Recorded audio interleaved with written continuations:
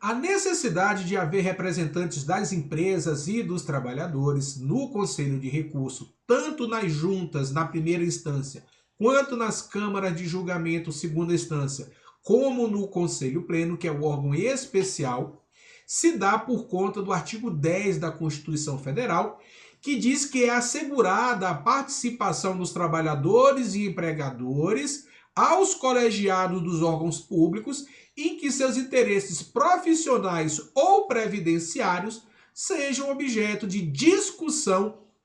e deliberação. Dessa forma, nenhum julgamento no Conselho de Recursos pode acontecer sem que pelo menos um representante do governo, um das empresas e um dos trabalhadores, eles estejam presentes nas turmas de julgamento em todas as instâncias. Em que pese a composição das turmas ela ser da forma como vocês estão observando aqui em cima, com 2 representantes de governo, pode acontecer de que em alguma turma de alguma unidade julgadora não tenha o quórum suficiente. Entretanto, é importante dizer que, mesmo que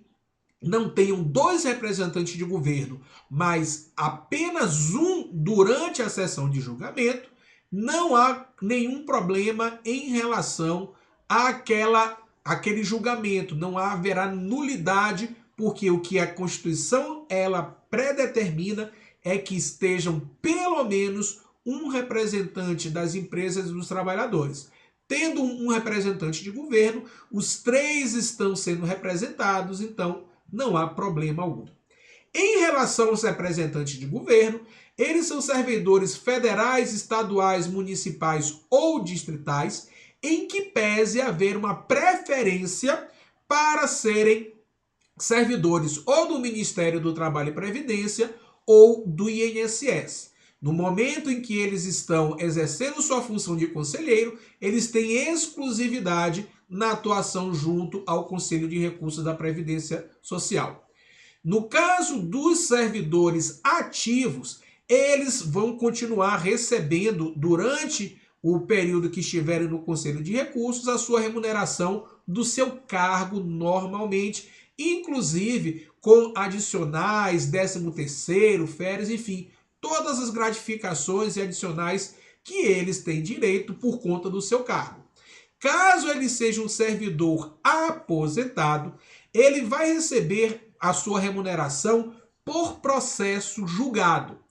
Ou seja, cada processo que ele julga, ele recebe um jeton. No caso dos representantes de empresa e dos trabalhadores, também chamado de representantes classistas, eles são indicados em lista tríplice pelas entidades de classe ou entidades sindicais. No caso das empresas, das representações patronais, no caso dos trabalhadores, pelas representações dos trabalhadores.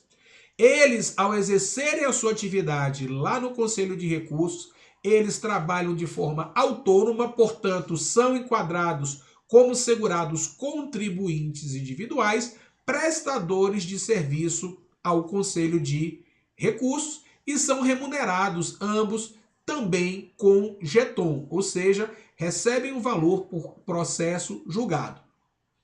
No caso dos representantes dos trabalhadores, o fato de ele se afastar da empresa, ser demitido, desligado, não impacta na perda,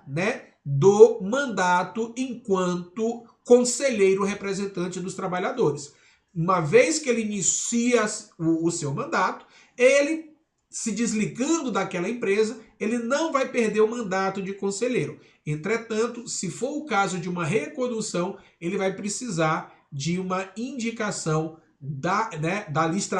em lista tríplice daquela entidade de classe ou sindical. Qual o papel do ministro hoje, do Trabalho e Previdência? A gente vai ver ainda que lá no decreto a redação não está atualizada, ainda se refere ao antigo ministério ao qual o Conselho estava vinculado, que era o Ministério da Economia. Mas qual é o papel do ministro? Definir o limite máximo de turmas, tanto nas juntas quanto nas câmaras, por proposta do presidente do CRPS, de acordo com a quantidade de processos a serem julgados. Então, se o conselho tiver com muito processo para ser julgado, o presidente ele vai propor ao ministro que coloque X turmas, né, nas juntas, X turmas nas câmaras, para poder dar conta dessa demanda, e o ministro, no final das contas, é que vai limitar este número máximo de turmas nas juntas e nas câmaras. É o ministro que também aprova o regimento interno do Conselho de Recursos da Previdência Social, define em ato próprio o valor do jeton que é pago aos conselheiros por processo julgado, e é ele que nomeia, além dos conselheiros, o presidente do CRPS, que também, né, é um conselheiro. Em relação ao representante, né, dos entes federativos e dos servidores públicos, eles passarão a integrar o Conselho de Recursos quando for estruturada, né, como nós já vimos, ali as unidades julgadoras para julgar a compensação previdenciária entre regimes, né, o COMPREV, e também os processos relativos aos recursos oriundos de fiscalização e supervisão dos regimes próprios de previdência social. Neste caso, eles serão indicados em lista tríplice pelo Conselho Nacional dos Regimes Próprios de Previdência Social, enquanto exercerem a sua função no Conselho de Recursos, continuam vinculados ao seu regime próprio de origem,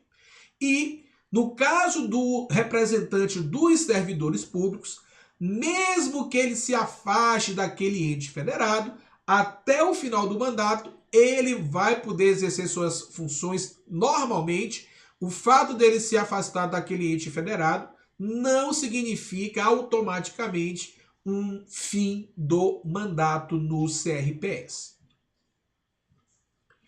Como nós já vimos, né? O Conselho de Recursos da Previdência Social é o órgão colegiado de julgamento, integrante da estrutura hoje do Ministério do Trabalho e Previdência, lá no artigo 303, ainda com a redação anterior, falando da vinculação do CRPS ao Ministério da Economia.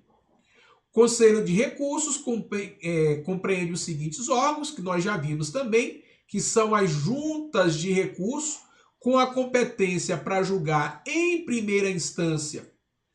os recursos das decisões do INSS proferidas, né, nos processos de interesse dos seus beneficiários, os recursos das decisões proferidas em relação à atividade rural do segurado especial e as informações do CNIS, os recursos das decisões relacionadas à compensação financeira, né, da Lei 9796, que é o COMPREV, as contestações relativas à atribuição do FAP pelo Ministério hoje do Trabalho e Previdência às empresas, e os recursos relacionados sobre as irregularidades verificadas nos processos de supervisão e fiscalização dos regimes próprios. Como nós já falamos, os processos relacionados à compensação financeira e ao regime próprio ainda não foram disciplinadas em um ato conjunto do ministro do CRPS e do INSS, nem foi regulamentado ainda, disciplinado no seu regimento interno. Enquanto isso não ocorrer, apenas os processos relativos a regime geral, FAP e CNIS e segurado especial estão neste momento sendo apreciados no CRPS. Conselho de Recursos, na sua primeira instância, tem as juntas de recurso, e na sua segunda instância, as câmaras de julgamento, com sede em Brasília. Ao total, são 4 câmaras de julgamento e competência para julgar os recursos interpostos contra as decisões de primeira instância das juntas. Já o Conselho Pleno tem a competência para uniformizar a jurisprudência previdenciária por meio de enunciados, que são súmulas administrativas que vinculam todos os demais órgãos julgadores, podendo ter outras competências definidas no regimento interno do Conselho de Recursos da Previdência Social. a quantidade de juntas de recurso, a quantidade de câmaras de julgamento, vai ser estabelecido no decreto de estrutura do Ministério ao qual o Conselho estiver vinculado. Na época da redação do artigo 303, parágrafo 1A, era o Ministério da Economia e, na atualidade, é o Ministério do Trabalho e Previdência. Como nós já dissemos, o Conselho de Recursos é presidido por um representante do governo com notório conhecimento da legislação previdenciária, nomeado pelo ministro, a quem cabe dirigir os serviços administrativos do órgão. Os servidores do INSS, eles podem ser cedidos ao por ato do ministro de Estado para exercer suas funções no CRPS, sem prejuízo dos direitos e vantagens do seu cargo de origem, inclusive os previstos lá no artigo 61 da Lei 8.112 de 90, que trata dos servidores públicos da União, que são as suas retribuições, gratificações e adicionais, tais como a retribuição por exercício de cargo ou função de direção, chefia e assessoramento, 13º, adicional de salubridade, se for o caso, de periculosidade ou penosidade, hora extra, adicional noturno, ou seja, todos os adicionais a que ele tiver direito no seu cargo de origem também vão ser auferidos enquanto ele estiver cedido ao CRPS. O conselheiro afastado por qualquer das razões elencadas no regimento interno do Conselho de Recursos, exceto quando ele voluntariamente renuncia ao seu mandato, tirando essa hipótese, ele não pode ser designado como conselheiro durante 5 anos, contados da data do efetivo afastamento. Prazos. A interposição de recursos, de contestações, ou de contrarrazões sempre terão o mesmo prazo, 30 dias. Só que, no caso da contestação, no caso do FAP, a partir da publicação no Diário Oficial das informações que são disponibilizadas todo ano, normalmente no mês de novembro. Então, a partir do momento em que a empresa tem a ciência da atribuição do FAP, ela tem 30 dias para interpor o recurso ou a contestação ao FAP. No caso dos recursos, 30 dias da ciência da decisão do INSS, no caso do recurso ordinário, ou da decisão da junta de recursos, onde tanto o INSS quanto o segurado podem interpor o recurso especial às câmaras de julgamento, e no caso da apresentação de contrarrazões, a partir da data da interposição dos recursos. O INSS, aqui ainda se referindo à Secretaria Especial de Previdência do Trabalho do Ministério da Economia, hoje, o Ministério do Trabalho e Previdência e os entes federativos poderão reformar as suas decisões e deixar de encaminhar, no caso dessa reforma ser favorável ao interessado, a contestação ou o recurso ao CRPS, ou de rever o ato para não prosseguimento da contestação ou do recurso, evitando uma demora na finalização desse processo, se ali na hora dele fazer a sua análise ou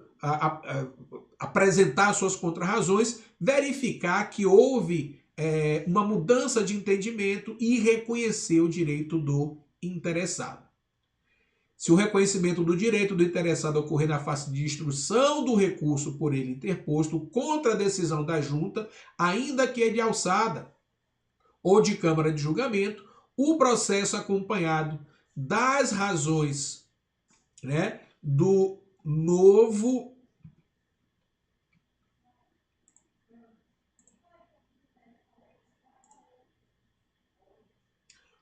entendimento será encaminhado à junta de recursos ou câmara para,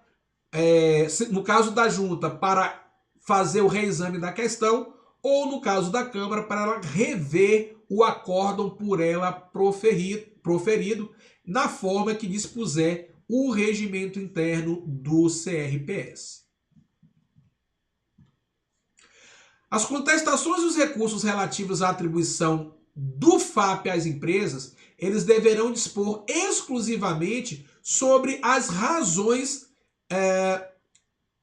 relativas à divergência quanto aos elementos que compõem o cálculo do FAP. Massa salarial, número de benefícios acidentários. Não se pode arguir no recurso e nas contestações relativas à atribuição do FAP outra matéria que não sejam essas. Exceto se houver disposição em contrário disciplinado em ato do INSS, as razões do indeferimento e dos demais elementos que compõem o processo administrativo previdenciário substituirão as contrarrazões apresentadas pelo INSS, neste caso, o processo podendo ser remetido imediatamente após a interposição do recurso pelo insegurado, preferencialmente por meio eletrônico. Ato conjunto do INSS e do CRPS vai estabelecer procedimentos operacionais relativos à tramitação dos recursos das decisões proferidos pelo INSS. Ato este que ainda não foi publicado. Os recursos interpostos tempestivamente, ou seja, dentro daqueles 30 dias, contra as decisões das juntas de recursos e pelas câmaras de julgamento, eles têm um efeito suspensivo e devolutivo, ou seja, o recurso intempestivo ele impede o cumprimento daquela decisão do INSS ou daquela decisão da junta e devolve toda a matéria para as unidades julgadoras do CRPS. Não é considerado recurso o pedido de revisão de acórdão endereçado às juntas e às câmaras, tá? Quando as juntas e câmaras elas têm uma decisão e é solicitado um incidente chamado revisão de acórdão, ele não se equipara a recurso, tá? Em cada incidente ele tem lá no regimento interno do CRPS toda a sua tramitação, todos os seus prazos, tudo direitinho. O INSS, pessoal, não pode deixar de cumprir as diligências que são solicitadas pelo Conselho de Recursos e nem pode deixar de dar cumprimento àquelas decisões definitivas do CRPS, reduzir ou ampliar o seu alcance ou executá-las de modo que contrarie ou prejudique seu evidente sentido. Portanto, nós observamos aqui que dentro da hierarquia do processo administrativo previdenciário, quem manda é o Conselho de Recursos. E o INSS não pode desobedecer, nem de cumprir os seus acórdãos, muito menos as suas diligências ali solicitadas. O artigo 309, lá do regulamento, ele prevê, pessoal, uma possibilidade, né, de o ministro de Estado, hoje, do Trabalho e Previdência, ele solucionar alguma controvérsia ou questão em matéria previdenciária quanto à aplicação de lei ou ato normativo. Digamos que o INSS tem um determinado entendimento, o Conselho de Recursos tem um entendimento diverso. Neste caso, pode ser solicitado para que o ministro se manifeste a respeito dessa interpretação, desta aplicação de lei ou de ato normativo, ou então quando se tratar de questão previdenciária de relevante interesse público ou social, tá? Então, esses entes, né, o órgão ministerial ou a entidade interessada, seja o INSS, seja o Conselho de Recursos, pode solicitar que o ministro ele resolva essa solução controvérsia e essa controvérsia na aplicação de lei ou de ato normativo vai ser relatada em abstrato, ou seja, não pode ser num caso concreto, vai ser uma solução de controvérsia em tese e encaminhada com as manifestações, tanto do INSS quanto do Conselho ou de outro órgão, podendo ser instruída com a cópia dos documentos que demonstrem a ocorrência desta interpretação controversa, dessas questões previdenciárias relevantes. Em todos os casos, a Procuradoria lá do INSS, ela deve se pronunciar. E com isso, pessoal, terminamos aqui o item 8 do nosso edital, que trata dos recursos em matéria administrativa. E com isso, ficamos com toda a conclusão a respeito dessas duas últimas aulas, dos itens 6, 7 e 8 do nosso edital, onde nós vimos as questões relacionadas à decadência e prescrição, onde vimos as questões relacionadas também aos crimes contra a Seguridade Social e fechamos agora com o recurso às instâncias administrativas. Um grande abraço e até a próxima.